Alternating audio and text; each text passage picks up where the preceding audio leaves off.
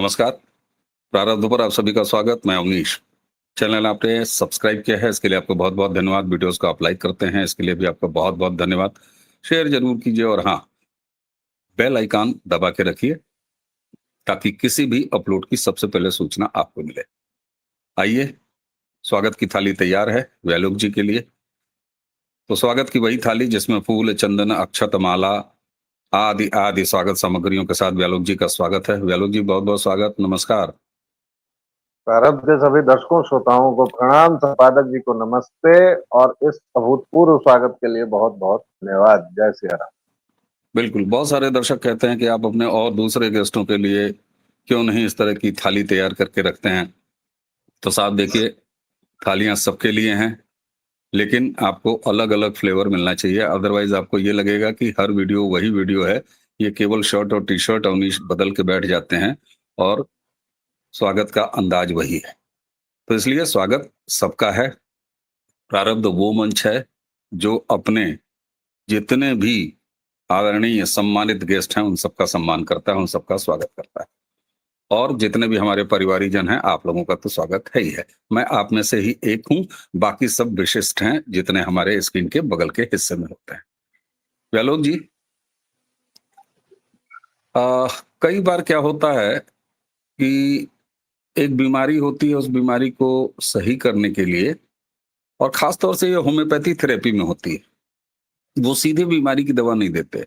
इसीलिए होम्योपैथी के डॉक्टर जब बैठ के बतियाते हैं 1-1 घंटे, 2-2 घंटे मरीज से, तो पूछते हैं, हरा रंग अच्छा लगता है कि पीला? कई लोग कहेंगे, ये क्या तरीका है यार, पेट में दर्द है, हरा रंग और पीला? सुबह गर्मी लगती है कि शाम को? खिड़की खुली अच्छी लगती है कि बंद? सच कह रहा हूँ। होम्योपैथी थेरेपी में इस तरह की काउंसलिंग होती है और डॉक्टर 2-2 घंटे, 3-3 घंटे, और तब जाके सही डायग्नोसिस होती है और सही दवा वो देते हैं। एसआईआर, एसआईआर बिहार, और सबसे पहले बिहार को प्रणाम। अब कुछ घंटे वहां चुनाव प्रचार में बाकी रह गए हैं। चुनाव प्रचार पहले दौर का बंद होगा और उसके बाद मतदान होगा 6 तारीख को, पहले दौर का। तो साहब, एसआईआर क्या खूबसूरती से कराया है बिहार ने, और बिहार को ये क्रेडिट जाता है कि उसने पूरे देश में पैन इंडिया एसआईआर के लिए माहौल बनाया है। उसने बताया है आम जन को कि एसआईआर के क्या फायदे हैं, एसआईआर क्यों जरूरी है, एसआईआर का क्यों स्वागत करना चाहिए। तो एक तरह से बिहार ने मानसिक रूप से तैयार कर दिया पूरे देश को, और उसका नतीजा है कि पहले दौर की राष्ट्रीय एसआईआर लगभग 1 दर्जन प्रदेशों में इलेक्शन कमीशन ने तय कर दिया है, अनाउंस कर दिया है। मैं हमेशा ये कहता हूं कि एसआईआर लगभग एनआरसी है। कई लोग कहते हैं कि नहीं साहब, अरे मैं कहता हूं मान लीजिए एनआरसी का मतलब आप लुल्लू पुल्लू छोटे गोदी वाले बच्चे को भी गिन लेंगे, इसमें आप वोटर गिनते हैं, तो एक फिल्टर है ये, वोटर शुद्धिकरण। और देश में किसी भी शुद्धिकरण, इसका तो स्वागत होता है। लेकिन ममता बनर्जी का वेस्ट बंगाल, जहां से भद्रलोक आता है, ये वही भद्रलोक है जिसने कांग्रेस के शासन के बाद अगर किसी को सबसे ज्यादा सत्ता दिया तो वो कम्युनिस्टों को दिया। 3 दशक के बाद वही मॉडल लेके ममता बनर्जी आ जाती हैं और उसके बाद फिर राज करती हैं। आज बिहार के बारे में लोग ताने कस सकते हैं और न जाने किन वजहों से ताना कसते हैं कि ए देखो दुलार चंद यादव, ए देखो फलाने बाहुबली। लेकिन बंगाल में क्या होता है साहब? आज भी बंगाल का पंचायत इलेक्शन हो, विधानसभा इलेक्शन हो, लोकसभा इलेक्शन हो, वोट चोरी का नाम लेने वाले वोट की डकैती करते हैं वहां पे, वेस्ट बंगाल में। एसआईआर इसको रोकने का एक जरिया है। लेकिन ममता बनर्जी का हाल क्या है? वो डरी हुई है, एसआईआर से डरी हुई है। क्यों डरी हुई है व्यालोक जी, आप तो बताएंगे ही। लेकिन सुना है उनकी कोई मंत्री इतनी डर गई हैं कि वो भूख हड़ताल से भूखी मरने वाली हैं, आज से भूख हड़ताल पर बैठ रही हैं कि एसआईआर नहीं होने देंगे। इससे पहले उनके एक विधायक ने ये कहा था कि एसआईआर में अगर एक भी नाम कटा तो बीजेपी वालों को जिंदा जला दूंगा। एसआईआर तो इलेक्शन कमीशन करा रहा है। व्यालोक जी, ममता इतनी क्यों डरी हुई हैं, और क्या वेस्ट बंगाल में एसआईआर होने के बाद कुछ बदल जाने वाला है? ममता बनर्जी क्यों डरी हुई हैं? वो नहीं डरेंगी तो आप और मैं तो नहीं डरेंगे ना, क्योंकि हमारा कुछ भी दांव पर नहीं लगा हुआ है। ममता बनर्जी इसलिए भी डरी हुई हैं कि उत्तर 24 परगना, मालदा, मुर्शिदाबाद और कूच बिहार ये 4 जो इलाके हैं बिहार के, इसके दौरान 2003 से 2025 जो अब खत्म हो रहा है, समाप्ति का साल है, डेमोग्राफिक शिफ्ट जो है वो इतना बड़ा और इतना चौंकाने वाला है कि किसी की भी नजर उस पर जाएगी। 2%, 3%, 4, 5, 10% तक जनसंख्या विस्फोट मान लिया जा सकता है कि चलिए एक कौम विशेष के लोग हैं, जो हम लोग पुराने अर्थशास्त्र में पढ़ते थे कि जनसंख्या विस्फोट का एक कारण क्या है, तो उसमें 5-6 कारणों में एक कारण बड़ा गजब का दिया जाता था, मनोरंजन की कमी। और पाठ्य पुस्तकों में ये लिखा जाता था कि चूंकि ऐसे लोगों के पास मनोरंजन की कमी होती है, इसलिए वो लोग बच्चे ज्यादा पैदा कर देते हैं। अब 7वीं 8वीं में ये बात समझ में नहीं आती थी कि मनोरंजन कम है तो बच्चे क्यों पैदा करेंगे। लेकिन अब खैर वो बात मैं दर्शकों के विवेक और संज्ञान पर छोड़ता हूँ। ममता बनर्जी इसलिए भी डरी हुई हैं क्योंकि एसआईआर होगा तो उनके जो अवैध वोटर्स हैं उनकी निकासी होगी। और इस डर को उन्होंने किस तरह से धूर्तता, मक्कारी और चतुराई में बदला है, इसका भरपूर प्रमाण है ममता बाला ठाकुर का यह झूठा अनशन दिखावे का अनशन। ममता बानो क्या है यह किसी को बताने की जरूरत नहीं है। मैं जब बानो बोल रहा हूं और वो जब करती हैं, अभी छठ ही मैया के समय भी उन्होंने जो किया, जय छठ छठ छठ छठ छठ छठ छठ छठ मैया, छठी मैया हम ही कर तो क्या बोल रही थी वो, कुछ नहीं। और उसको बिहार में सामान्यतः अपमान की श्रेणी में डाला जाएगा छठी मैया के, लेकिन वो काका छी छी और पता नहीं क्या क्या कर चुकी। अब ये ममता बाला ठाकुर जो है ये अनशन जो कर रही हैं, इन्होंने केंद्र में मैतेई जनजाति को रखा है, जो वहां की बहुत बड़ी जनसंख्या है। ये हिंदू शरणार्थी हैं और इनका कहना है, मेरे मुंह से मैतेई निकल गया है, मतुआ समुदाय होता है हिंदुओं का। और मतुआ इनका है, उनको कहना है नागरिकता देने की बात है। कि ये भी है। वो हिंदू शरणार्थी हैं जो जिहादियों के मारपीट से, जिहादियों के भय से भागे हुए हैं। अब ये बताइए साहब कि जब भारत सरकार ने सीएए नाम का एक पूरा कानून बना रखा है, जिसमें केवल यही व्यवस्था की गई है कि अफगानिस्तान, पाकिस्तान और बांग्लादेश से जो हिंदू, सिख, ईसाई, जैन, कोई भी अल्पसंख्यक समुदाय सिवा मोहम्मदन के छोड़ के जो भी वहां से प्रताड़ित है, उसको तो हम नागरिकता देने को तैयार बैठे हुए हैं। तो ये जो आरोप लगा रही हैं ये बाला ठाकुर जी कि हमारे 40% वोटर्स हैं मतुआ समुदाय के और उनको छांट दिया जाएगा, ये क्या बवेला है? ये बावेला है कम्युनिस्टों, तृणमूल कांग्रेस और कांग्रेसियों की स्ट्रेटेजी कि आप उनको इसी हिसाब से बांटें, हिंदुओं को लगातार बांटते रहें। और हिंदुओं का ये मुद्दा इन्होंने उठाया है बहुत चालाकी से, ताकि इनको यह भी भ्रम हो जाए, दर्शकों को, श्रोताओं को, लोगों के बीच ये भ्रम फैल जाए कि ये हिंदू अधिकारों की बात कर रही है, जबकि ये अपने घोषित अवैध जिहादी वोटर्स को बचाना चाह रहे हैं। इतनी सी बात है, इसकी व्याख्या आगे भी हो सकती है। जी एकदम सही, एकदम सही। और मतुआ जो शरणार्थी हैं जिनको आपने बड़े अच्छे से बताया, उनके बारे में अगर थोड़ा-सा मैं लीगल स्टेटस बता दूँ तो सुप्रीम कोर्ट इसमें इंटरवेन कर चुका है और केंद्र सरकार, जैसा कि आपने कहा कि सीएए, इसके ज़रिए जो है, इनको बल्क में नागरिकता ही नहीं, अभी तक नागरिक अधिकार नहीं है और इनको नागरिकता का अधिकार मिलना है। इनको ज़मीनें तक इनके पुनर्वास में शामिल हैं कि किस तरीके से इनको मालिकाना हक भी दिया जाएगा और सुप्रीम कोर्ट की तरफ से ये फाइल तैयार है। तो ये महफ़िल लूटने और किसान पोत के भंडारी बनने वाली एक कोशिश है। आपने बिल्कुल सही कहा, ये शातिर तरीका है कम्युनिस्टों का और कम्युनिस्ट के ही डीएनए पर शासन करने वाली ममता बनर्जी की पार्टी और उनके लोगों का। सवाल ये होता है साहब, इनकी संख्या इतनी अच्छी खासी है कि ये हर सीट पर बड़े प्रभावकारी होंगे और साहब, जो आपको रहने का कागज़ दे दे, अपने हिंदू कागज़ दिखाने पर। दर्शकों कुछ याद आया? कागज़ नहीं दिखाएँगे, कागज़ तो तुम्हारा बड़का अब्बा भी दिखाएगा, भले वो राम नाम निकल आवे, लखनलाल निकल आवे। तो वो तो दिखाएगा ही, सीए में दिखाओगे, एनआरसी में भी दिखाओगे, अभी एसआईआर में भी दिखा रहे हो, पर बिहार में दिखाया ना।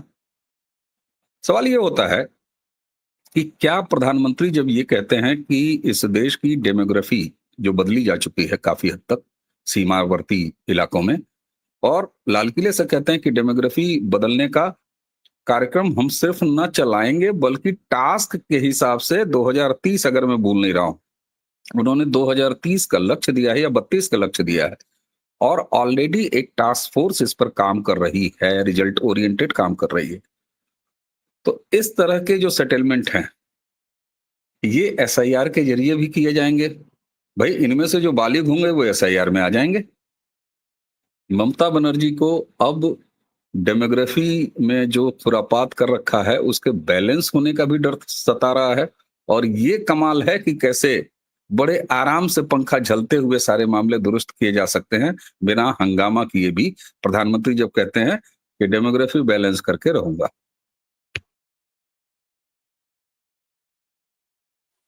सर ऐसा है कि डेमोग्राफी का संतुलन जो है वो तमाम सीमावर्ती राज्यों में हो चुका है, और ये एसआईआर के बारे में कहीं ना कहीं प्रधानमंत्री और गृह मंत्री भी जानते हैं कि थोड़ी देरी से उठाया गया सही कदम है, और उनको इसको पूरा करना ही है। और ये एसआईआर नहीं है सर, आपने पहले ही कह दिया कि ये एनआरसी है। रजिस्टर भी बनेगा, उसमें नागरिकों के नाम भी होंगे, बाप दादा के अखबार कागज सब दिखाने पड़ेंगे, क्योंकि ये बाप का घर नहीं है किसी के। और अगर जिसके बाप का घर है तो वो हिंदू के बाप का घर है, किसी अरबी और किसी यूरोपियन बर्बर के बाप का घर हिंदुस्तान नहीं है, पहली बात। दूसरी बात, सबसे पहले देखिए जरा ममता बानो का चरित्र समझना पड़ेगा। दर्शक कह सकते हैं मैं हारमोनियम लेकर निकल रहा हूं, तो लेकिन 2 मिनट के लिए निकलूंगा। ममता बानो ठीक उन्हीं कम्युनिस्टों से सीख कर, ठीक उन्हीं का चरित्र अपनाकर, रक्त चरित्र अपनाकर सत्ता में बनी हुई है। क्लब्स के चेहरे नहीं बदले हैं, केवल नाम बदल गया। पहले जो कम्युनिस्ट क्लब हुआ करते थे, और क्लब किस तरह उगाही करते हैं ये आपको पता है। मैं दर्शकों को केवल 2 नाम याद दिलाना चाहता हूँ, मुर्शिदाबाद अप्रैल 2025 और संदेश खाली जनवरी 2024। मुर्शिदाबाद में क्या हुआ, वक्फ के नाम पर, जिसको आप वक़फ़ कहते हैं, उसके नाम पर तथाकथित आंदोलन हुआ, जिसमें प्रदर्शन हिंसक हुआ और हिंदुओं के ऊपर हमले शुरू हो गए। 3 लोगों की मौत हुई, 300 से अधिक गिरफ्तारियां हुई। 1 साल पहले संदेश खाली में तृणमूल का नेता शाहजहां था, उसके खिलाफ कितने यौन शोषण के आरोप लगे थे। संदेश खाली की महिलाओं का रुदन क्रंदन, विरोध, गुस्सा, सब कुछ हम लोगों ने देखा, लेकिन बंगाली जमात शायद उसको भूल गई। इसीलिए ममता बानो को फिर से उन्होंने गद्दी पर बिठा दिया। बैठा अब दिया। सवाल ये है सर कि ये एसआईआर जो चल रहा है, क्या ममता बानो इसको रोकने की फिराक में है? बिल्कुल है। वो दंगा भी कर सकती हैं और करवा रोक भी पाएंगी? सकती हैं। रोक पाएंगी? रोक रोक कतई नहीं पाएंगी, क्योंकि फिर बात ही खत्म हो जाती। इसको किसी को रोकने की औकात नहीं है, और ये ये यही हरेक सुनना उस चाहता था, राज्य में होगा। जी, यही सुनना चाहता था, क्योंकि सच यही है, किसी की औकात सच नहीं है यही है कि साहब, जो किसी की एसआईआर औकात रोके। नहीं। किसी की जी, औकात नहीं है ना। कोर्ट में जाके, कोर्ट पहले ही कह चुका है कि एसआईआर होना ही है, उसमें कोई इश्यूज नहीं है।